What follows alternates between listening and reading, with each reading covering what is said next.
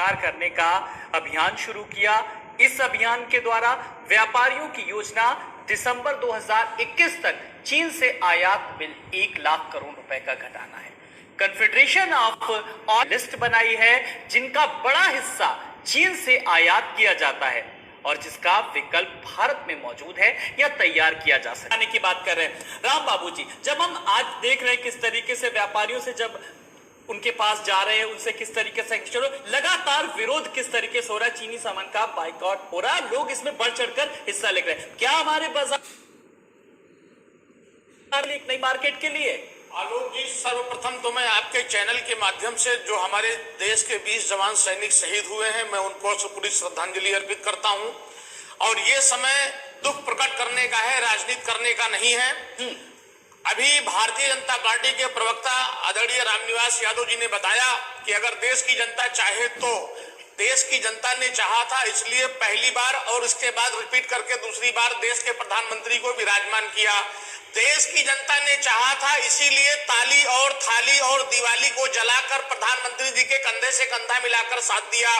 इनको कहां से भारतीय जनता पार्टी वालों को महसूस होता है कि देश की जनता या देश के व्यापारी इनके साथ नहीं है।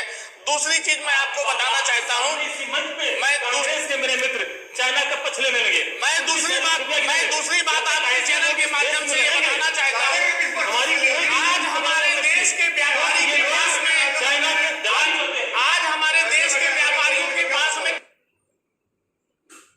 पहले भी अटैक हुआ था, जो पुलवामा अटैक हुआ था। पुलवामा अटैक में भी हमारे देश के सैनिक शहीद हुए थे।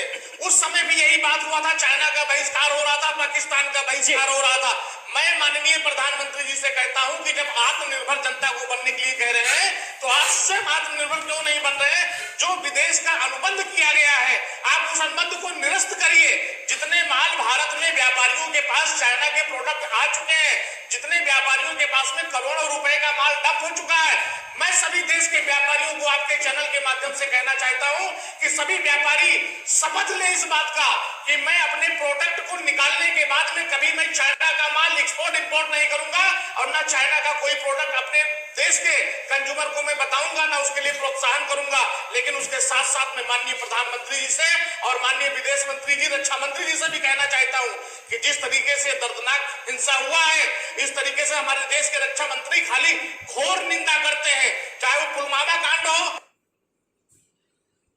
केवल हमारे देश के रक्षा मंत्री करते हैं कि मैं घोर निंदा करता हूं। क्या नहीं तो राम बाबू जी, क्या वो वक्त आ गया कि एक और सर्जिकल स्ट्राइक हो जिससे चीन को भी सबक सिखाया जा सके? क्या ये वक्त आ गया है, इसको बताने की जरूरत थोड़े है। हमारे देश के सैनिक शहीद पे शहीद होते जा रहे हैं, क्या हम जनता से, लोगों से पूछ के इसको वक्त को निकालेंगे? और मैं प्रधानमंत्री जी से ये भी कहना चाहता हूँ कि जो हमारे 20 जवान शहीद हुए हैं, इन सबके परिवार वालों को 1-1 करोड़ रुपए का मुआवजा और परिवार वालों को 1-1 लोगों को सरकारी नौकरी मिले ताकि इनके परिवार का जीविकोपार्जन चलता रहे, क्योंकि हमारे देश के सैनिक के परिवार कभी भूखे न चलिए। लेकिन जब हम चीन को सबक सिखाने की बात करते हैं, मनोज जी, अब मैं आपके पास सरकार का साथ दिया है, राम बाबू पूरी तरीके से व्यापारियों में, चाहे छोटे व्यापारी चाहे बड़े व्यापारी, स्टॉक में पूरी तरीके से है, बाइकआउट भी करना है, मुहिम भी तमाम सारी जुड़ रही हैं, चीनी सामान का बहिष्कार भी करना है। हालांकि नया अभी नहीं आएगा, लेकिन जो सामान है हाल फिलहाल जो स्टॉक में है उसको लेकर के आप कैसे सामंजस्य बिठाएंगे व्यापारी? हमारे देश के व्यापारियों के पास में प्रोडक्ट ऑलरेडी चाइना का खरीद के आया हुआ है, वो व्यापारियों का नुकसान नहीं होना चाहिए। मैं तो ये कहता हूं उस केंद्र सरकार से कि जितने भी व्यापारियों के यहाँ प्रोडक्ट है उसकी लिस्ट जो है शासन के द्वारा मंगाया जाए, वो उस प्रोडक्ट को आप अपने हैंडओवर में लेके व्यापारियों को मुआवजा दिया जाए, उसका पैसा दिया जाए, फंड वापस कर दिया जाए। दूसरी चीज मैं बताना चाहता हूँ, क्या देश इसका चाइना का बहिष्कार बार बार करने की क्या जरूरत है? इसके पहले जब पुलवामा अटैक हुआ था, पूरे भारत के व्यापारी सड़क पर उतर के पुतला जला रहे थे। अभी इस समय पूरे देश के सभी राज्यों के व्यापारी हमारे पुतला जला रहे हैं। आप बता रहे हो आत्मनिर्भर बन, चाइना के सारे प्रोडक्ट हम सब अपने भारत में बना सकते हैं, लेकिन हमारे यहाँ चाइना के जैसी छूट दिया जाए, टैक्स में छूट दिया जाए हमको, हम सस्ते प्रोडक्ट को लॉन्च करेंगे, सस्ते प्रोडक्ट को लॉन्च करके हम खुद यहाँ से माल विदेशों में भेजेंगे, हम क्यों चाइना से माल मंगाएंगे? प्रधानमंत्री ने खुद कहा है कि ना आत्मनिर्भरता की ओर कदम बढ़ चुके हैं। करनी और कथनी में अंतर है। प्रधानमंत्री जी कहते हैं चाइना से 3000 करोड़ रुपए का पटेल जी की मूर्ति मंगवा लिया, कि हमारे भारत में कलाकार नहीं थे क्या? क्यों मंगवा लिए वहां पे? लेकिन अब कोरोना काल में स्थितियां बदल चुकी है, परिदृश्य पूरा बदल चुका है। उन्होंने उदाहरण भी दिया कि सैनिटाइजर बन रहे, 2 लाख के मास्क बन रहे हैं। अब आत्मनिर्भरता की ओर एक कदम बढ़ा चुका है भारत। ये बताइए, हमारे यहाँ अभी तक तो हमारे यहाँ मास्क नहीं था, पीपीई किट नहीं था। अब ये कोरोना जब हमारे वहाँ आया, जब डे 1 पे कोरोना आया, उस समय नमस्ते ट्रंप का प्रोग्राम लगा हुआ था। उस समय इस समय लॉकडाउन नहीं लगा, और जब लॉकडाउन तब लगा जब नमस्ते इंडिया का कार्यक्रम हो गया। इसके बाद कोरोना की स्थिति आपातजनक हो गई। इसके बाद जब संख्या कम थी तब तो लॉकडाउन लगा हुआ था। जब संख्या बढ़ किया जा रहा है ना, देश के लोगों के साथ में खिलवाड़ किया जा रहा है।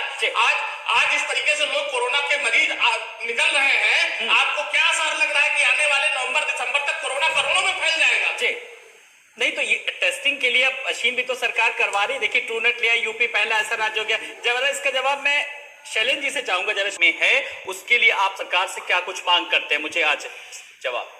देखिए, इसके पहले केंद्र ने और राज्य सरकार ने और देश के उच्च कोर्ट ने, सुप्रीम कोर्ट ने एक आदेश पारित किया था कि देश में प्लास्टिक पॉलीथीन बैन किया जाए। चाइना के जितने भी पॉलीथीन भारत में आ रहे थे, हमारे व्यापारियों ने उसका बहिष्कार किया। बहुत से व्यापारियों पे अपराध पंजीकृत हुआ। 3-3, 4-4, 5-5 क्विंटल टनों के हिसाब से माल उनका जब्त कर लिया गया नगर निगम के द्वारा, और लाखों रुपए उनके ऊपर पेनल्टी करके उनका अपराध पंजीकृत कर दिया गया, जो आज भी झेल रहे हैं। वो प्रशासन को खर्चा पानी देके किसी तरीके से बच रहे हैं। तो वहां व्यापारी को पीड़ित किया गया। दूसरी चीज, लॉकडाउन में जितने भी व्यापारी थे, आज बाएं खोलो और कल दाएं खोलो। अगर पिता और पुत्र की 2 दुकानें अलग अलग है, पिता की बाएं है और पुत्र की दाएं है, तो प्रशासन कह रहा है कि एक ही दुकान खोलने देंगे आपको हम, दाएं और बाएं के चक्कर में आप न रहिए। ये कौन सी असमंजस की स्थिति बनी हुई रहा हूं कि सबसे ज्यादा व्यापारी पीड़ित है, व्यापारी वर्ग पीड़ित है, जबकि व्यापारियों के वोट से ही केंद्र की और राज्य की दोनों की सरकार बनी बैठी हुई है। आलोक जी, आज डिमोनेटाइजेशन हुआ 8 नवंबर 2016 में, जीएसटी लेके आए। इसके बाद में ये लॉकडाउन लगा, और सबसे ज्यादा असमंजस की स्थिति किस व्यापारी के साथ हो रहा है? हत्या किसकी हो रही है? सोनार व्यापारियों की। गेहूं की बोरी, आटे की बोरी लेके कोई चोर डकैत नहीं भागता है, वो सीधा सोनारों को टारगेट बनाता है, कहता है कि इनको मारो, लूट लो, 100 ग्राम सोना हो जाएगा, 50,000 का 10 ग्राम का भाव हो गया, 5 लाख रुपए, 2 साल खर्चा चलेगा। आज कोई भी प्रदेश का, देश का सोनार व्यापारी जब लूटा जाता है, मारा जाता है, तो प्रधानमंत्री जी या राज्य में मुख्यमंत्री जी कोई मंत्री को नहीं भेजते हैं, न कोई मुआवजा मिलता है, और न हुई कोई व्यापारियों के प्रति संवेदना प्रकट करते। व्यापारी, चलिए सवाल ये रामनिवास जी, व्यापारियों का ये दर्द था, तो व्यापारियों का वोट